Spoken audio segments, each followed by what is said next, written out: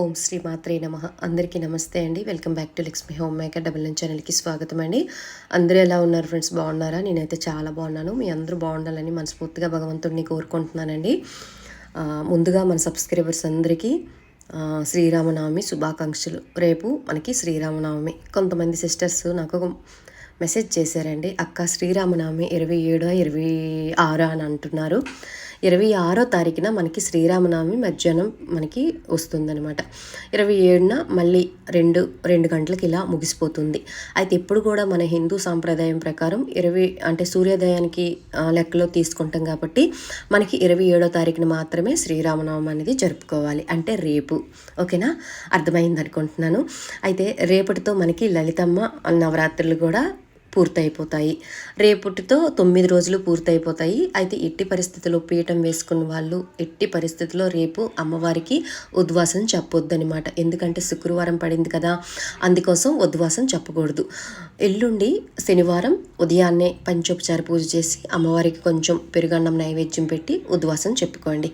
ఉద్వాసన వీడియోలు చాలా ఉన్నాయండి మన వీడియోస్లో. ఎలా ఉద్వాసం చెప్పుకోవాలనేది ఒక్కసారి వీడియోకి వెళ్ళి చెక్ చేయండి. వీలుంటే రేపు నేను పోస్ట్ చేస్తాను. ఉద్వాసన ఎలా చేసుకోవాలి అమ్మకి అనేది నేను చెప్తానన్నమాట. ఓకేనా? అయితే నేనైతే అమ్మవారికి చక్కగా పూజ చేసుకున్నానండి. అలాగే కొంతమంది సిస్టర్స్ శ్రీరామనవమి రోజు అక్క రామకోటి రాయాలనుకుంటున్నాము, రామకోటి ఎలా మొదలు పెట్టాలి, ఎవరైనా రాసుకోవచ్చా, నియమాలు చెప్పండి అక్క అని అడుగుతున్నారు. అలాగే శ్రీరామనవమి పూజ విధానం కూడా చెప్పండి అక్క అని అడుగుతున్నారండి. తప్పకుండా ఈ వీడియోలో మనం తెలుసుకుందామండి. ఎవరైనా మన ఛానల్ని ఫస్ట్ టైం చూసినట్టుగా అయితే ప్లీజ్ లైక్ చేసి సబ్స్క్రైబ్ చేసి కామెంట్ మాత్రం చేయండి. లైక్ చూసి మాత్రం వీడియో చూడండి ఫ్రెండ్స్. ఓకేనా? అయితే నిన్న ఒక వీడియో పెట్టాను కదండి, నిన్ననో మొన్ననో. అమ్మవారికి తమలపాకు హారతి ఈ 3 రోజుల్లో ఎప్పుడైనా ఇవ్వచ్చు. అమ్మవారి తమలపాకు హారతి ఇవ్వడం వల్ల చాలా చాలా మంచి అనేది అమ్మవారు చేస్తుంది మనకని చెప్పాను కదండి. ఒక ఆవిడ కామెంట్ బాక్స్లోకి వచ్చి, మీకు తమలపాకు హారతి ఇవ్వడం వల్ల ఎటువంటి పనులు జరగవు, అమ్మవారికి కుంకుమర్చన చేయాలి, అమ్మవారికి కిల్లి ఇవ్వాలి, అలాగే అమ్మవారికి ఈ హారతులు ఇవ్వడం వల్ల ఎటువంటి పనులు జరగవు అని చెప్పిందండి. అంటే కింద కామెంట్ బాక్స్లో నాకు కామెంట్ చేశారు. ఆ సిస్టర్కి చెప్తున్నాను, దేవదేవతలకి అందరికీ హారతులు ఇస్తారమ్మా. హారతులు ఇవ్వడం వల్ల పనులు అవ్వవు అలా అనొద్దు. మీరు చెయ్యరు, ఇంకొకరికి చేయనివ్వరు. ఎందుకు ఇలా కామెంట్ బాక్స్కి వచ్చి మీరు ఇలా మాట్లాడతారు? నేను అన్ని విషయాలు లలితాదేవికే కాదండి, అన్ని నవరాత్రుల్లో కూడా నేను అమ్మవారికి హారతులు ఇస్తూ ఉంటానన్నమాట. నేను శ్రీ విద్య ఉపాసకుల దగ్గర కొన్ని విలువైనవి అన్నీ తెలుసుకొని నేను మీ అందరికీ ఫోర్స్ చేస్తున్నాను అనమాట. అయితే ఆవిడ కామెంట్ చేయడం వల్ల కొంచెం బాధ అనిపించింది. ఎందుకంటే చేసిన వాళ్ళకు కూడా ఈ కామెంట్ చూడగానే ఏ పనులు అవ్వలే అని చేసిన వాళ్ళు కూడా డీలా పడిపోతారు. దయచేసి ఇలా కామెంట్ చేయొద్దమ్మా. అమ్మవారికి హారతి అంటే చాలా ఇష్టం. అన్ని దేవతలకు హారతులు ఇస్తారనమాట.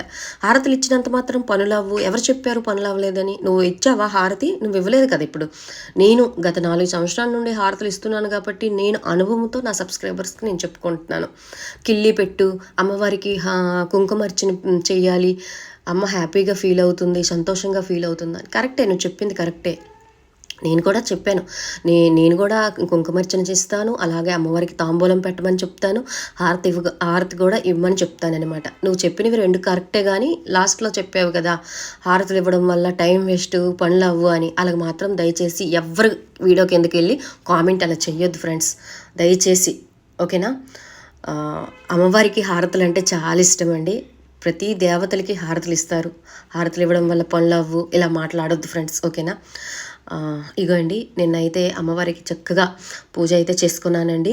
నిన్న 7th డే కదా, అమ్మవారికి చక్కగా పూజ అయితే చేసుకున్నాను, కుంకుమర్చన చేసుకున్నాను. అలాగే లలితాదేవికి ఎక్కువగా మనకి లలితమ్మ నవరాత్రులకి అమ్మవారికి పువ్వులు ఎక్కువగా ఉంటాయండి. మల్లె పువ్వులు, సంపంగి పువ్వులు, అలాగే గులాబీలు, చాలా మంచి మంచి పువ్వులు అమ్మవారికి దొరుకుతాయండి. శ్యామలమ్మకి అలా దొరకవు. మళ్ళీ వారాహి తల్లికి మళ్ళీ దొరుకుతాయి అనమాట. శ్యామలాదేవికి ఒక్కటికే పువ్వులు పెద్దగా సువాసన పువ్వులు ఉండవన్నమాట. ఓకేనా? అయితే లలితాదేవికి ఈరోజు రేపు చక్కగా మీరు కొలవండి, మీ కోరిక నెరవేరుతుందనమాట. తప్పకుండా లలితాదేవిని పూజించండి. తప్పకుండా మీ కోరిక అనేది నెరవేరుతుంది. నిన్న పులగం పెట్టాను, అలాగే పానకం వడపప్పు సమర్పించాను, అమ్మవారికి తాంబూలం సమర్పించి ఒక కలుపు పువ్వు కూడా పెట్టాను. అమ్మవారికి హారతులు అయితే చాలా ఇష్టం అండి. నేనైతే ఇగోండి అమ్మవారికి మంగళకరమైన వస్తువులతో హారతి అయితే 3 ఒత్తులతో హారతి ఇచ్చానమాట. నాకు ప్రతి నవరాత్రులకి అమ్మకు హారతి ఇస్తూనే ఉంటానన్నమాట. ఓకేనా? మీరు ఎవరు కామెంట్ చేసినా దయచేసి నమ్మొద్దు సిస్టర్స్. ఓకేనా? నేను అనుభవంతో మీ అందరికీ చెప్తాను. అలాగే చాలా పెద్ద పెద్ద వాళ్ళకి అడిగి మీ అందరికీ నేను తెలియజేస్తున్నానమాట. ఓకేనా? ఇగోండి ఇక్కడైతే చక్కగా అయితే పూజ చేసుకున్నాను. సరే, శ్రీరామనవమి కోసం మాట్లాడుకుందాం.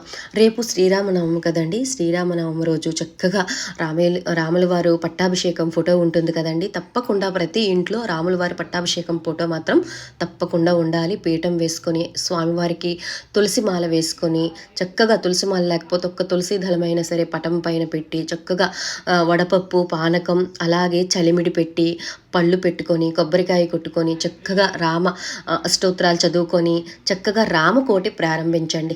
చాలామంది ముసలి వాళ్ళే రాయాలి, 60 సంవత్సరాలు దాటిన వాళ్ళు 50 సంవత్సరాలు దాటిన వాళ్ళే రామకోటి రాయాలి అని అంటున్నారు. అలాగేమి కాదండి. రామకోటి ఎవరైనా రాసుకోవచ్చు. చిన్న పిల్లల నుంచి పెద్దవాళ్ళ వరకు రాసుకోవచ్చు. స్వయంగా శివుడే రామకోటి శ్రీరామ అని పలికితే వాళ్ళ జన్మ ధన్యమైపోతుందని పార్వతీదేవికి వివరించారని మనకి పురాణం చెప్తుందనమాట. అంత ప్రతిఫలం ఉంటుందన్నమాట. రామకోటి అయితే ముందు మీరు బుక్ స్టోర్లో తెచ్చుకోండి. ముందు రోజేని బుక్ స్టోర్లో దొరుకుతుందండి. రామకోటి 1,00,000 పేజీ బుక్ అనేది ముందు మనకి దొరుకుతుంది. అది ముందు తెచ్చుకోండి. 1,00,000 సార్లు రాసినా మన జన్మ ధన్యమవుతుంది. అలాగే రామకోటి బుక్తో పాటు ఒక పెన్ తెచ్చుకోండి. బ్లూ ఇంక్ కానీ గ్రీన్ ఇంక్ కానీ తెచ్చుకొని చక్కగా దానికి చాలా పవిత్రంగా చూడాలన్నమాట. ఆ బుక్ ఎక్కడ పడితే అక్కడ పెట్టడం కాదండి. ఆ బుక్ అనేది మనం పూజా మందిరం మాత్రమే పెట్టుకోవాలి. ఇంకొక దానికి వినియోగించకూడదు. చాలామంది ఆ బుక్ పైన ఫోన్ నెంబర్లు వెనక సైడ్ బ్యాక్ సైడ్ అనేది రాసిస్తూ ఉంటారు. అలా రాయొద్దు. ఒక్కసారి రామకోటి మనము ప్రారంభిస్తున్నాము అనే అనుకుంటే మాత్రం దానిలో ఏమీ రాయొద్దు ఫ్రెండ్స్. ఓకేనా? ఇగోండి ఈ బుక్ రామకోటి బుక్ 1,00,000 పేజీ. నేను గత సంవత్సరం అయితే స్టార్ట్ చేశాను శ్రీరామనవమి రోజు. అయితే చాలామంది శ్రీరామనవమి రోజు స్టార్ట్ చేసి మళ్ళీ శ్రీరామనవమికి ఎండ్ చేసేస్తారు. అయితే ఏదైనా సరే భక్తి శ్రద్ధలతో ఎండ్ చేస్తే పర్వాలేదు, కానీ ఒక పట్టుదలకు ఏదో రాసిస్తే సరిపోతుంది అని అనుకోకుండా చక్కగా రాయండి. నాకైతే చాలామంది చెప్తున్నారు 1,00,000 పేజీ మనకి కనీసం 3-4 సంవత్సరాలు అవుతుందంట. అంత శ్రద్ధగా రాస్తే, ఏదో పట్టుదలగా రాసేసాము అంటే రాయకండి. అలాగా కనీసం భక్తి శ్రద్ధలతో రాయండి. ఓకేనా? అయితే రామకోటి బుక్ తెచ్చేటప్పుడు రాముల వారి దగ్గర పెట్టి చక్కగా పూజ చేయండి. ఒక పుష్పం పెట్టి బొట్లు పెట్టి, తండ్రి రామకోటి నేను స్టార్ట్ చేస్తున్నాను, ఎటువంటి ఆటంకం లేకుండా చక్కగా ఈ రామకోటి పూర్తయిపోయినట్టుగా చూడండి అని మనం ముందుగా సంకల్పం చెప్పుకొని రామకోటి అనేది రాసుకోవాలి. రామకోటి పూర్తి అయిపోయిన తర్వాత చక్కగా భద్రాచలంలో ఒక పసుపు బట్టలో కట్టి భద్రాచలంలో ఇవ్వచ్చు, లేదంటే ఏదైనా రామ మందిరంలో కూడా ఇవ్వచ్చు. ఇది చేయకపోతే ఏదైనా పవిత్రమైన గంగా నదిలో విడిచిపెట్టివచ్చు ఒక క్లాత్ కట్టి. ఓకేనా? ఇగోండి ఇది రామకోటి అనమాట, శ్రీరామకోటి అనమాట. శ్రీరామ కోటి బుక్ అనేది మనకి 1,00,000 పేజీ అనేది ముందు దొరుకుతుంది. ముందుగా 1,00,000 పేజీ అనేది స్టార్ట్ చేయండి. 1,00,000 సార్లు రాస్తే వాళ్ళ జన్మ ధన్యం అయిపోతుంది అనమాట. అయితే రామకోటి రాసేటప్పుడు మనసు ప్రశాంతంగా ఉండేటప్పుడు మాత్రమే రాయండి. ఏదో రాసిస్తాము అని మాత్రం రాయొద్దు ఫ్రెండ్స్.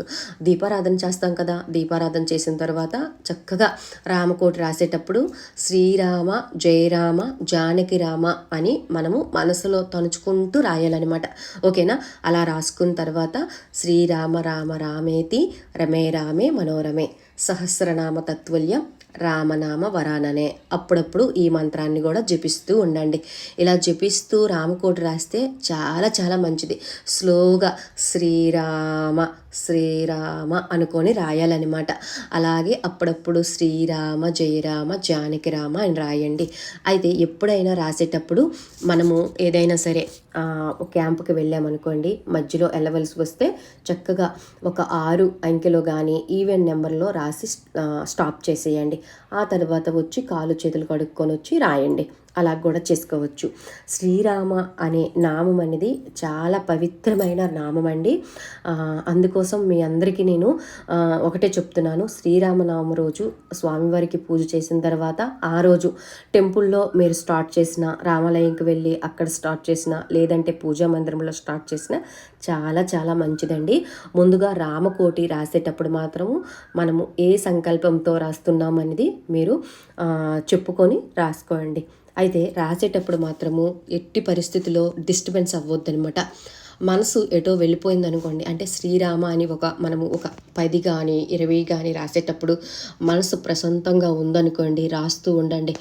ఎటువైపు వెళ్ళిపోయింది అనుకోండి మన మనసు, అక్కడతో స్టాప్ చేసేయండి. మరి మనసు ఎటో వెళ్ళిపోయి మనము ఈ రామకోటి రాయకూడదనమాట, అక్కడతో స్టాప్ చేసేయండి. మనసు మనకి సరిగ్గా లేదు, ఏదో గుర్తొస్తుంది అని అనుకునేటప్పుడు మాత్రం క్లోజ్ చేసేయండి. క్లోజ్ చేసుకొని మళ్ళీ దేవుడి మందిరంలోనే ఈ బుక్కు, ఈ పెన్ను పెట్టాలి, ఇతర చోట్ల దగ్గర పెట్టకూడదనమాట. ఓకేనా? అయితే చాలామంది ఫోన్ నెంబర్లు కానీ ఇంకేవో వెనకాల రాసేస్తారు. అలాగే ఇప్పుడు రాయొద్దనమాట. ఇది చాలా పవిత్రముగా రామే తండ్రి మనము చేయి మీద, రాములు వారు చేయి మీద రాసినట్టుగా మనము భావించాలన్నమాట. అంత పవిత్రంగా ఈ రామకోటి రాసుకోవాలి.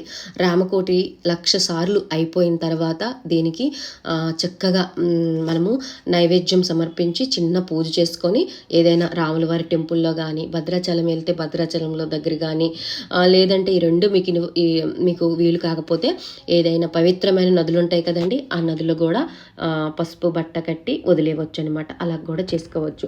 చాలా చాలా మంచిదండి. రామకోటి రాస్తే మనకి మరో జన్మ అంటూ ఉండదు అని మనకి పురాణం చెప్తుందండి. చాలా శ్రద్ధగా రామకోటి రాసుకోండి ఫ్రెండ్స్. రేపు శ్రీరామనవమి కదా, చక్కగా రామకోటి స్టార్ట్ చేసుకోండి. అలాగే మీరు మళ్ళీ శ్రీరామనవమికి రాయాలి అని మీరు పట్టుదలతో రాయొద్దు. చాలా చక్కగా స్లోగా మనకి 1,00,000 పేజీ బుక్ అనేది ఒక 3 ఇయర్స్ 4 ఇయర్స్ అవుతుందని చెప్తున్నారండి రాసిన వాళ్ళు. అంత శ్రద్ధగా రాయాలన్నమాట. ఇగోండి, ఇక్కడైతే నేను దీపారాధన చేసేటప్పుడు రాస్తూ ఉంటాను. ఏదైనా మనసు నాకు రాముల వారి మీద వెళ్ళినట్టుగా అయితే అప్పుడు ఒక 10 కానీ ఒక 20 కానీ మనసు మంచిగా ఉండేటప్పుడు తులసి కోట దగ్గర రాస్తానన్నమాట. మనసు సరిగ్గా లేదు, ఏదైనా గుర్తొస్తుందంటే టక్కన మళ్ళీ మూసేస్తానన్నమాట. అలా రాసుకోండి. ఓకేనా? రేపు శ్రీరామనవమి కదా, చక్కగా స్వామివారు పూజ చేసుకోండి. పానకం వడపప్పు పెట్టి చక్కగా స్వామివారి పట్టాభిషేకం కథ ఉంటుందండి, అది కూడా చదువుకొని చక్కగా రామకోటి అనేది ఎవరైనా ప్రారంభిస్తే రామకోటి బుక్ అనేది రేపు స్టార్ట్ చేసుకోండి. రేపు ఎవరికైనా ఆటంకం వల్ల స్టార్ట్ చేసుకోకపోతే మళ్ళీ ఎప్పుడైనా సరే రామకోటి అనేది రాసుకోవచ్చు. రేపు ఎవరైనా మిస్ అయినట్టుగా అయితే, నవమి రోజు మిస్ అయినట్టుగా అయితే ఏకాదశి రోజు కూడా మనం ప్రారంభించుకోవచ్చు రామకోటి అనేది. ఓకేనా? వీడియో నచ్చిందా? నచ్చితే లైక్ చేసి షేర్ చేయండి. సర్వేజన సుఖనో భవంతు. ఓం శ్రీమాత్రే నమః.